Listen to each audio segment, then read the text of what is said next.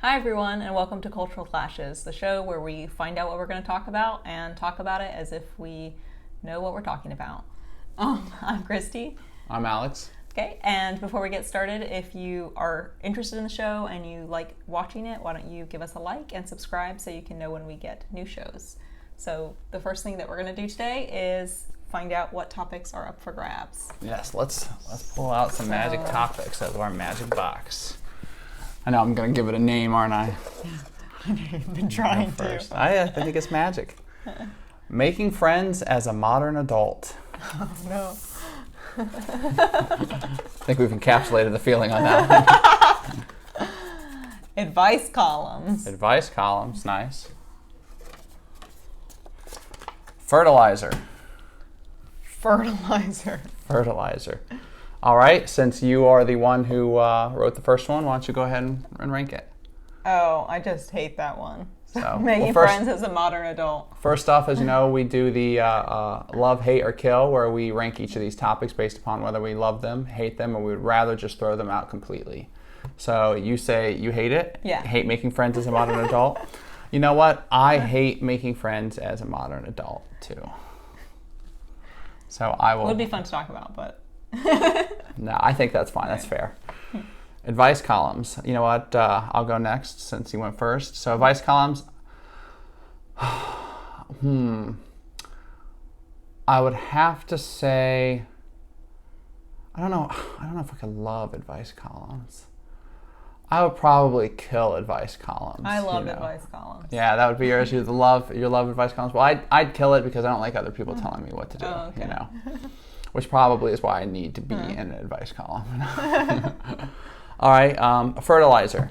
That leaves kill for fertilizer for me. So you kill, and I guess I would say that I love fertilizer. Wait, no, did I say love for? No, love fertilizer. Yeah, you did. Love is all that's left. Love is all that's left. All right, so now we're going to roll a die, round down, to see which one we're going to talk about. So 3. So 3 divided by 2 and rounded up is 2. So therefore, we're going to talk about advice columns. All right. All right, why don't you kick us off on advice columns since this lovely handwriting looks like yours. Okay. So I love advice columns. I actually do love advice columns. I think that they're very interesting. And yeah, that's why I added them here as something to talk about. So I think that, one, I'm just interested in advice columns. I don't know anything about them except that I read them. I don't know much about them besides that. So I know that there are various different kinds of advice columns. So some different types. There's like the manners advice column. Like, I'm gonna forget exactly who it is. But basically there's advice columns that just give you basic advice on etiquette. And then there's like relationship advice columns and just general life advice columns. And I think that this is an interesting genre of column magazines. I don't know. I tend to read advice columns online, so I read several advice columns. I tend to read them online. I don't buy magazines for them. I just read them where I can read them for free. And I read like several that are nationally syndicated, and I just think that the idea, I have never written into an advice column. I think that the idea of writing into an advice column is just fascinating to me. I don't know who does that. Obviously lots of people, because they always have questions. And anyway, so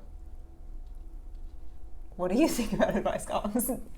Do you read advice columns at all? The only advice columns that I get exposed to is listening to other people read advice columns to me. Okay.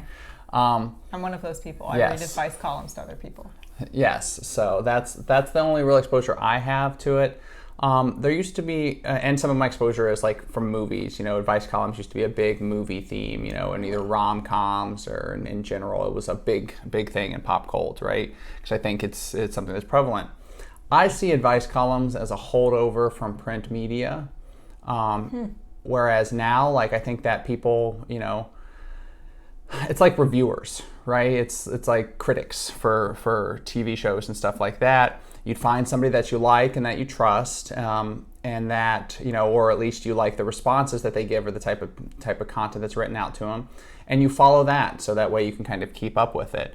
But I also think with the development of the internet, places like Reddit and forums in general are also an area where people get advice. So instead of asking, you know, the wise person who writes stuff into your favorite magazine or your favorite news agency or something like this, a lot of people find the same sort of, I guess, catharsis or entertainment from going to those forums. So I'm not surprised that people write into them, because, you know, Tumblr and Reddit and all sorts of stuff have people like out there, you know, asking, you know, what do you think of this? What do you think of that?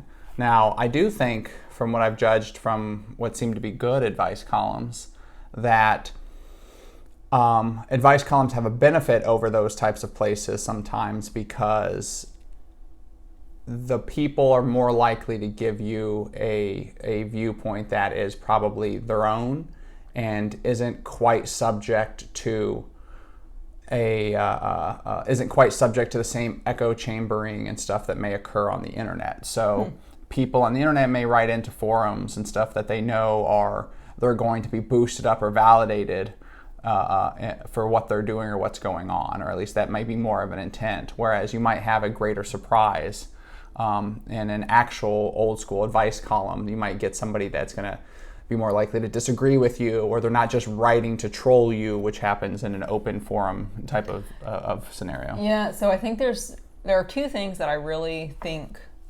are the impetus behind people like me who like advice columns. So I think that people like advice columns, one, because of the kinds of questions that come in. So you get these questions, you get a glimpse into the problems that other people face. Well, I shouldn't say problems in quotes, because some of them are real problems, some of them are kind of problems. But you get a glimpse into other people's lives and the problems that they're encountering. And that in itself, I think, is interesting. So you get to see, you know, people in crazy situations. And then the other side of it is, I think it's a little bit of like an ego thing, because you read this and then you think like, oh, what would I say? You know, like, you already form an opinion as you're reading the question or the situation that the person's written into the advice columnist about. You're already forming an opinion, and you're already thinking like, well, you know, this is dumb, or like, this is like not even, this is a non-problem that you're talking about. Why are you getting upset about this? Whatever. You're forming your own judgments. It's a very judgy, maybe, kind of activity. So you're forming your own judgments as you're reading it, and then you get to read the advice columnist, which, again, I think is related a lot to what you were talking about, you know, someone that you trust or someone whose opinions you've read a lot of, and you kind of anticipate what they're going to say, and then you get to read it and see if that's in fact what they did say. So I think that going off of that, there's also a benefit that advice columns have over open forums like Reddit or Facebook, right? Where those questions that are coming in are being vetted by the advice columnist. They're not publishing everything they receive. So I have read enough about advice columnists to know that advice columnists do not publish everything they receive. They vet them. So they vet them for, one, they vet them for reality. So their advice columnists actually do get trolled regularly. They get sent like fake scenarios by people who are trying to get them, like send them something really crazy, or send them, or just crazy enough, or whatever. They're trying to like fool them. Or one of the advice columnists I read, not my favorite advice columnist, but I do enjoy her work. She wrote a story previously about getting written to Amy Dickinson. Amy Dickinson, she's nationally syndicated. I shouldn't, I said not my favorite. She is not my favorite, but she's great. She's pretty good. Well, obviously you like her. She's entertaining. Yeah. I do read some that I like more than others. She's one of the ones I like more-ish. She's not my favorite, but I've read her for a while. I'll read her whenever I encounter her work, and sometimes I'll look it up. So she wrote about an advice column. She wrote about a question that someone wrote in that she was suspicious, and she kind of probed them, and it turned out that the person who wrote, the situation was kind of real, but it was the person who wrote in was not the actual person. Mm-hmm. It was they had misrepresented their role in the situation. So like, I think it was like an affair situation, and the person who wrote in was supposedly the woman who was having the affair with the husband, and actually the person who sent the question in was the wife.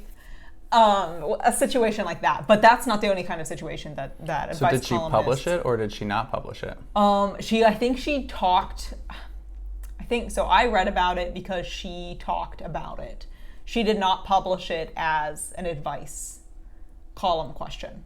No, she kind of saw, like she read it and she thought that it was just like the way I think that the person, if I'm remembering correctly, it was the way that the person introduced themselves as like who they were and how they were having an affair with this man that like made her think like no youngish woman is like gonna present herself in this way. And then I think there was something like weird about the email that she got it from, that she was like and kind of thought that it was maybe the wife, and then ended up like sending another email back and probing it a little bit and found out that was the case. So she, I think, talked about it, but she didn't publish the question as the question and then give advice to it. Yeah, because I imagine people are seeking like validation in their own concepts or denigration of another person when they kind of do that thing, you know, like they're looking to be like, well, I want to see this, and that way I can, you know, like rub it in their face that this was a bad thing or da da da da. Yeah, I think that's some of it, but I think that there are a lot of instances in which people are just trying to get the advice columnist, like they're just trying to get them to publish a fake, which seems like where do people get the time or the energy for this? I have no idea. But and also, who cares if it's like, fake, if it's like a real life situation, right? Like, I get why they would vet those out, because you never know what the person's like actual motives are.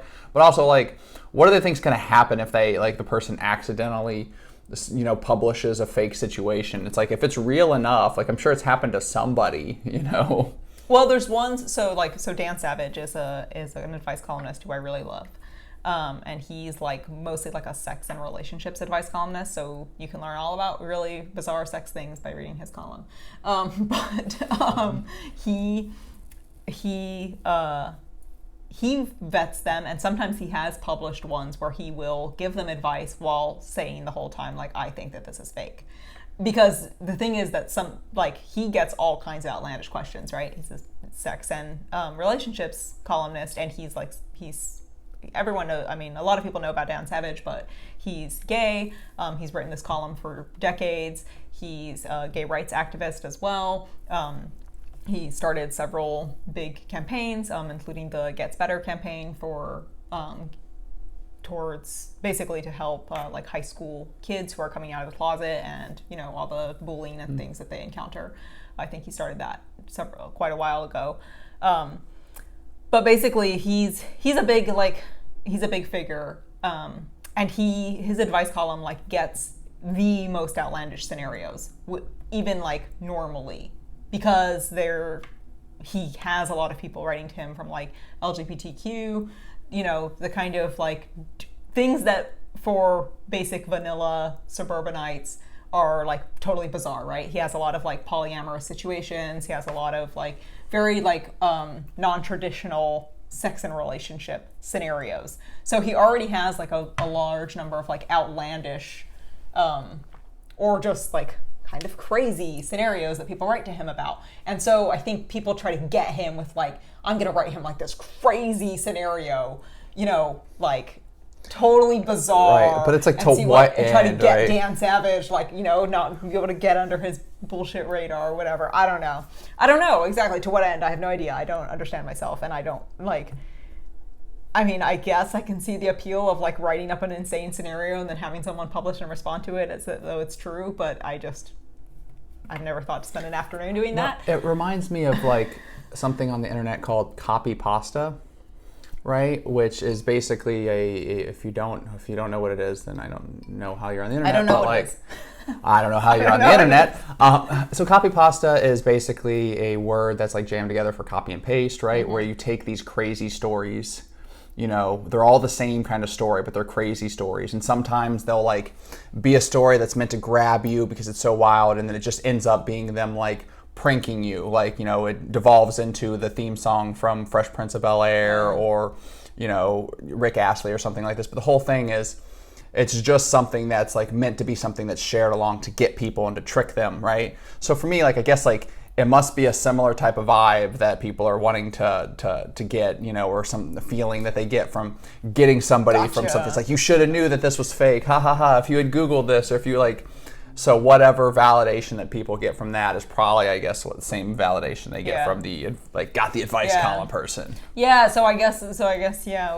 What I'm saying with that is that like those are going to be like a little bit less prevalent in advice columns than maybe like on Reddit. Not because people don't send them in, but because you then have someone like vetting them. Yeah. And then also like, I'm sure, I don't know, I haven't talked to an advice columnist, but I assume that advice columnists are vetting their questions for like interest, right? Like, is this question interesting? Like, you probably don't want to be answering the same exact questions every day of the week. And apparently advice columnists get like thousands of questions, like once they're prominent. Like I know Amy Dickinson, like I read a article talking about her, and like she gets like tons and tons of mail with people asking questions. And so imagine like reading through all of those, and then like you have to decide which ones to include in your column, and obviously you're going to try to include ones that you think other people are going to want to read. So yeah, it's just interesting to me. But yeah, I think but there's like all kinds. So there's advice columns on parenting, there's advice columns on, you know, multiple magazines have more than one. Some magazines have more than one advice column on different areas. So like there's, you know, advice columns just on ethics, right? Like, oh, well, I think like I did this. Is this an ethical thing or not? Mm-hmm. It's an interesting world. I just remember hearing some of them that are a lot about like, you know, people that are trying to validate necessarily like some of the behavior that they've done in the past too, you know, like I did this and this and this to this person, like, you know, what do you think that I should have done? Or what do you think, like, what would you have done in that situation, trying to hope that the person would respond with the actions that the other person did. But I also think it's an interesting way to get information out there. That's why I do think it is like a holdover from print media, because you didn't have the capability to get out that type of you know, exposure to different experiences, kind of like what you're talking. And it's not quite as sensationalized, probably not anywhere near as sensationalized as TV and movies are, because they're meant for a different type of reaction. You know, so I think I can see its prevalence, and I can see how people would enjoy that, because, you know, you don't get to experience every life and every situation. So maybe you're an office worker, you spend all your day sitting in an office, you know, like you don't have the same experiences of like maybe somebody that's like a punk rocker or loves to go to the bars or is engaging in like, you know, crazy, you know, behavior or sexual behavior or relationship behavior. And I say crazy very loosely, but like, you know, that kind of stuff. So it's also a way, like you said, to step out of your own shoes and see the world of other people through both their expression of the situation and the response of the advice columnist. Yeah. One thing I think is interesting about advice columns too is that, you know, I think that now it's a lot easier to see legitimate advice columnists. But I just remember, I don't even think you even watched the show this much or at all, but I just remember like that show where that person was it was like a female person in a time where you didn't really have like female authors and stuff writing for magazines, and she was coming into a female dominant like magazine where people were writing like articles and advice columns and stuff, and it was just a bunch of men like sitting behind the like tables writing the columns. Yeah, he's like over there that, you know, Bill's Gin and like Tom is Sally and so on and so forth. And it's interesting too to see, like, I don't necessarily think those types of columns probably succeed very well anymore, if they ever did anymore, because you don't have the same authenticity of experience. And I think that readers can kind of sniff that out too, you know? Yeah. Is if, you know, like Dan Savage, for example, if he was writing his responses to people's questions with completely vanilla mindset, you know, I don't think people would be as interested. Because nobody wants to write into an advice column as being like, I got into this crazy threesome situation, you know, what should I do? And then his idea is like, pray to God. I don't think like people would write into that person. Or, you know, if it's like, you know, monogamy is the best way to go at, or, you know, that always breaks down relationships. Like from the exposure I've had, it always seems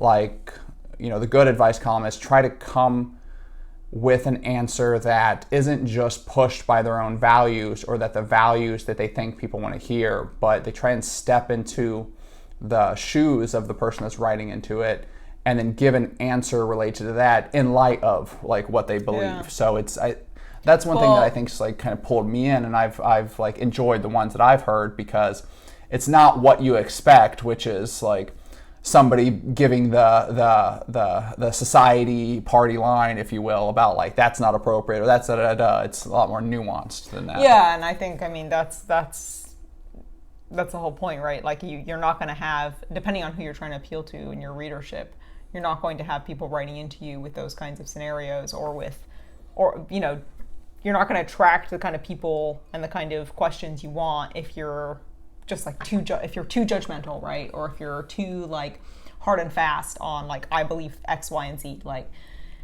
people will then know you believe X, Y, and Z, and they're not going to write to you if like they have a scenario where they think that you are definitely going to disagree with them, right? Then why would they even write to you? Yeah. Yeah. There are some advice columnists that I've read that I think are, which I don't remember the name off the top of my head, which I think are more like that. Like they're a little bit more specific in like what they believe, and they don't seem like, one, their questions don't vary as much. Like I'm thinking of kind of like the ones that are a little bit more like about etiquette, for instance. Like it's like people ask them for questions or advice on like pretty simple, basic types of scenarios. Like, I'm upset at my daughter-in-law because she hasn't sent thank you cards this long after the wedding or something like that. And you're going to kind of get like, I have noticed, so you're going to kind of get more natural, basic responses. But I have noticed that even those advice columnists seem to be like kind of also advocating, like being a little bit more lenient on like the etiquette rules and more about like, oh, you should just also remember to be a decent person. That's part of etiquette as well. Yeah. but I think that like those, to me, those advice columns are a little bit less interesting. They're possibly much more instructional because they might tell you some like societal norms that you wouldn't know otherwise, or at least I wouldn't know otherwise.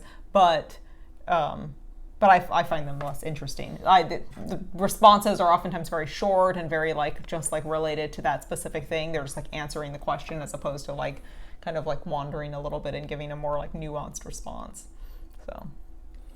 So what do you think? I don't know if you agree with my basic concept that it's a vestige of print media, but where do you see advice columns and their role in the future? Like, do you think that we'll continue to see them like transfer over more to that kind of internet readership like we're doing, or as media gets a lot more, I guess if the media industry gets a lot more full like it's doing now with a lot more competitors, do you think that it'll die out, or do you think that it plays a strong role for people that it'll continue? I don't know, to be honest, because so one, I do think it's kind of a vestige of print media. That said, and I have seen some magazines, like, okay, so I'm remembering one advice columnist I really enjoyed, and her magazine started doing stuff like making videos of her responses. So they'd make like these like cartoon depictions of the scenario, the question that the person had written in, and then she would appear very like, I really liked her. She was like very graceful and elegant, and she would appear and she would kind of like give a very personable response over video to the person, right? And then they still had it written out. You could still read it, but then you could also like go and like watch these little videos. And it was interesting. Like, I watched plenty of the videos, but it was like a little like kind of weird, like weird type of different. I don't know. It's kind of like, to me, like when podcasts make videos of their podcast. I'm always like, that's kind of weird. I feel like that's kind of weird. It's one thing if like you have like a video and then you turn it into a podcast or something like I think Joe Rogan does that kind of thing, right, or something. But like that's like, okay, to me that makes a little bit more sense. It's kind of weird to take something that's like printed and then like turn it into a video. I don't know, slightly strange. So that was something that I feel like they were trying to kind of make it new for the internet. Which, I don't know, like, did it work? Maybe. I enjoyed watching them. But at the same time, like, I didn't enjoy watching them that much more, considering all the time and effort had gone into their production. And that magazine, as far as I can see, no longer does that now with their advice column. So I'm not sure that it's a thing. I don't think that they're, so sorry, to answer your question on where I see it going, I don't really see advice columns like disappearing. I don't know, it's hard to say. I'm not in the magazine Yeah, well, I think industry. going back to your video comments, I think that there's something about reading those that is a lot more consumable. So, like, it's something you can do, if you're only got a couple minutes to look at your phone, like you're in the bathroom or you're getting ready for a meeting or something. It's something you can read a story and then you can come back and read another one later.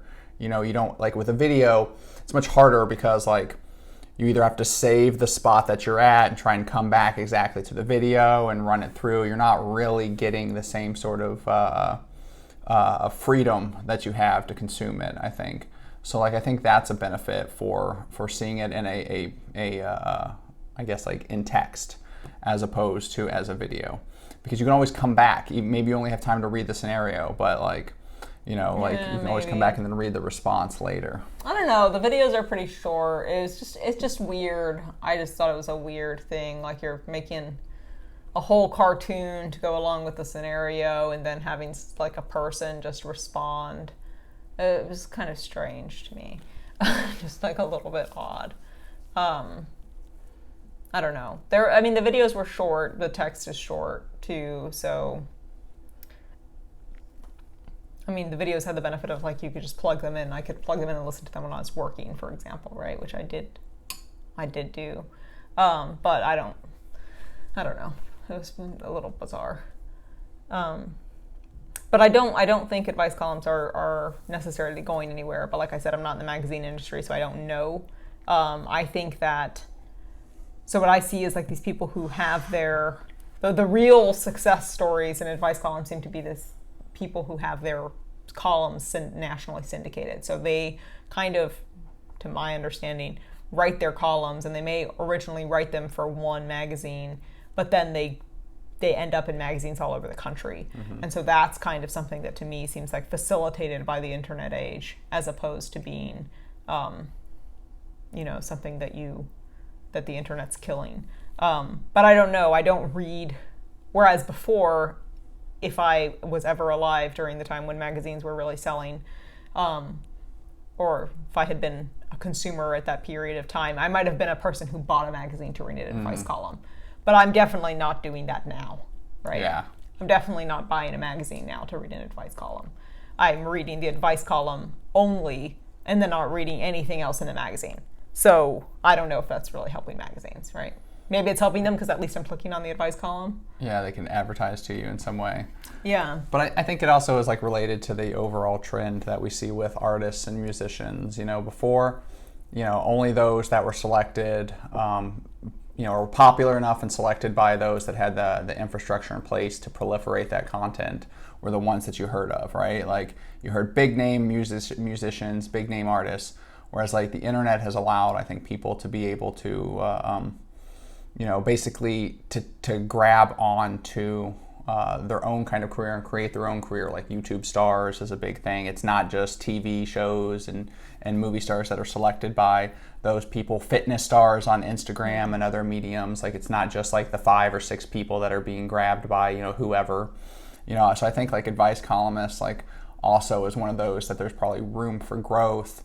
There's probably less of a large ceiling for the huge, like, people that are able to get really popular because, like, whoever they're writing for has a stranglehold on the industry. But I think as we go forward, I think you're right. I think we'll continue to see it, but it may continue forward in this, like, decentralized thing where it's driven by the actual columnist as opposed to the industry behind them. And I want to say, I think I've actually seen some people who seem to operate like advice websites or businesses that are separate. I have to say, I don't have any I can recommend. haven't followed them enough, obviously. So maybe there's something to having the backing of a magazine. But I have like seen some people who seem to be kind of freelance advice column, having a freelance advice column, and that's something that I don't think you would have seen during, pre-internet, print magazine era. Yeah. I think those people also have a tendency to make it big on like blogs or make it big on websites. Yeah. Like they turn their stuff into its own industry engine, but it's not driven by, industry infrastructure owners. It's more driven by the individual success, which I think is probably a good change. But so, well, you ready to re-rank our choices? Sure. Yeah. Let's see what we've got going on here. So we had Making Friends as a Modern Adult. How do you feel on that one now? Oh, I think I'm going to keep my rankings the same. I hated the Making Friends as a Modern Adult, although that would be an interesting topic. I loved advice columns. I think I'll keep that. And I killed Fertilizer, which I would still do because I have no idea what to say about Fertilizer. So I think that Making Friends as a Modern Adult, I hate that. I agree. Advice columns, I'm going to go ahead and say, well, let me switch that. Making Friends as a Modern Adult, I'm going to say I love that. I think I hate having to do it, but I would love to have more friends as an adult. Or would you love to talk about it? I mean, if it led to me making more friends as a modern adult, then yes. Oh my God. Yes, I would love it. No guarantees. No guarantees. I would have to say I would probably, advice columns was interesting. I'd still probably kill it because, magazines are dying and we've got to send them down there with them, and then hate Fertilizer. Okay. Because nothing's growing out of it right now. Okay. For good arbitrary reasons.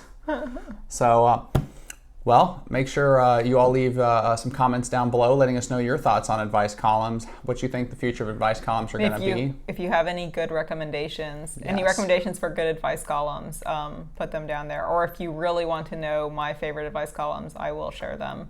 But I would love some good recommendations. I'm actually at a deficit of advice columns that I enjoy right now. Yeah, and if you liked our show today, please hit that like button and that subscribe. And if you're interested, go ahead and leave some ideas in the comments below of different topics you might want to hear us discuss in the future. Yes, that would be awesome. We'll put them in our box. Our magic box. All right. Thanks again for joining us. We'll see you next time.